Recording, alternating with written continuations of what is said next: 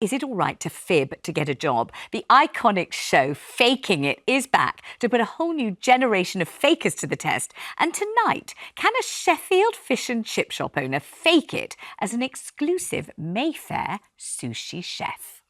Ronnie is a 48-year-old chatty chippy owner from Sheffield. My darling, do you need a fork at all? This business, for me, is absolutely everything. How are you, Ronnie? This community is everything. Even when I'm really grey and old and wrinkly, I will still be standing here and I'll still serve fish and chips. 2 large gravy, 1 large piece. But Ronnie is about to leave behind the loving frenzy of her family chippy. She's going to be swapping deep-fried fish for exquisitely prepared raw fish. Because she's about to be transformed into a high-end sushi chef. Honestly, I cannot wait to watch this. Faking It airs tonight at 9 p.m. on 5. And it begs the question, is it okay to tell fibs to get a job? 0207 862 2222. That's the number. Speak to you in a second. But first, I want to speak to the lady herself. Ronnie Sandu, tonight's star, joins me. And Ronnie, not only had you never actually made sushi before, you'd never even tasted it. Hello. Hello. What made you agree? What made you agree to do something that was so far outside, your taste, outside your experience? What made you say, okay, I'll give it a whirl? I thought it was something new. I didn't know anything about it. And those of you who know me will know I love a challenge. Yeah. So I said, let's go. And there's fish and fish, isn't there? The kind of fish that you put in batter and you fry in a fish and chip shop is fish, but the sort of fish you eat in a sushi, very posh place in Mayfair, isn't quite the same. How was it handling it and all that finicky, delicate stuff? It was very hard. It was not as easy as I thought it would be, but it's completely different. It's a different feel. There's a finesse to sushi. There's an art that I had no idea about. So yeah, it's very different, very, very different. And Ronnie, tell me about eating it, because you'd never tasted it before. How did it feel, that first mouthful of raw fish? What did you think? I am not going to spoil it for you or for the viewers. I think it's something that you guys are going to have to see tonight on Channel 5. I mean, obviously, I can't ask you whether you succeeded in fooling all of the people all of the time. But what I can ask you is, have you considered now providing sushi at the fish and chip shop for your customers? Do you think they might like it? I think you're going to have to watch this space.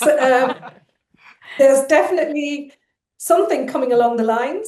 Well, they've briefed you very carefully, haven't they, not to give a single thing away, and you've done that job brilliantly well. Ronnie, thank you, and I can't wait to see, shall I say, whether you sink or swim tonight on the show. Faking It is back, and I, for one, am absolutely delighted. So let me ask my panel, let's ask you, Chesney. I mean, have you ever told a fib to get a job? First of all, I'm going to say I think I fell in love with Ronnie a little bit. She's lovely, isn't she? She's wonderful, yeah. No, because I've never really had a proper job. I've always been a musician, so there's, I've never had any other thing. But I think there's a lot of people out there who will probably have doctored their CVs here and there just to get ahead, don't you think? Let's check with Daisy. Have you? Because I mean, you've got your eminently respectable journalist, BBC and all of that. Did you ever have to tell a few fibs along the way? I'm sure I did along the way. And I think a lot of people do, particularly at the beginning, you pretend, I mean, for instance, I had to study, for journalism, I had to study shorthand, and my shorthand was always absolutely terrible, really, really slow. And I definitely exaggerated how many words a minute I could do and all that sort of thing. I can't remember any of it now. And I do worry, my niece has been going through, she's just graduating at the moment, going to hundreds of applications and interviews and so on, and she's got through to sort of second and third round of jobs and hasn't even spoken to a human, right? Which I think is really weird. So it's either been an AI algorithm or whatever, or she's done interviews where she's had to record her answers to to sort of written questions and then send them through. And I really worry that it's getting so impersonal that it's going to get very difficult, particularly for quirky people to get It'll be through the full door. AI interviews before you know it, won't it? Yeah, so I have a lot of sympathy with doing anything. Plus, particularly in sort of politics and journalism where I came from, there was a real old boys network of, who did your dad know and all that sort of thing. Yes. And again, I think that that's very difficult for some people to break through into. Yeah. So Have you had to I fib, have Afua? sympathy. No, but I have, everybody's kind of embellished their CV a bit, especially when you talk about shorthand. I mean, my shorthand's non-existent, and, you kind Just of ask me, 130 words a minute. I mean, 130 you. words a minute. Can I still do it? I certainly can, actually. Oh, I haven't forgotten it. Keep using it, you don't lose it. That's what's the same with everything in life. No, I cannot. No? But I think everyone's probably just embellished a little bit. But I think there's a difference between putting a skill on your CV that you may not even have, like saying you can speak French or do something like that. I don't think that's a good idea, because if they call you out on it, then you're completely stuck. The actors who always say that they can fence. Yeah. They always say they can ride horses and true. fence. And they always hope that no one will ever ask them to. Then they're on a horse fencing. They're in really in trouble. Let's go to Frankie in Northamptonshire. How about you, Frankie? What do you think? Hello, Vanessa. Hey. No lying. Totally out of order.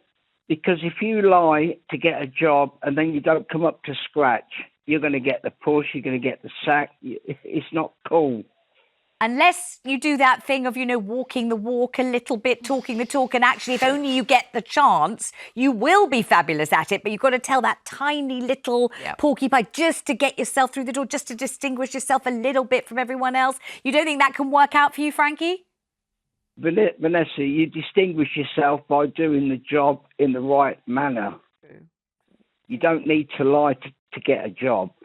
I was in the rag trade, in the 60s in Northampton. Yes. And there was about 60, 70 manufacturers. I got a job, and if I wanted more money, I used to say to my boss, I'm going to leave, I've got another job, which I did have.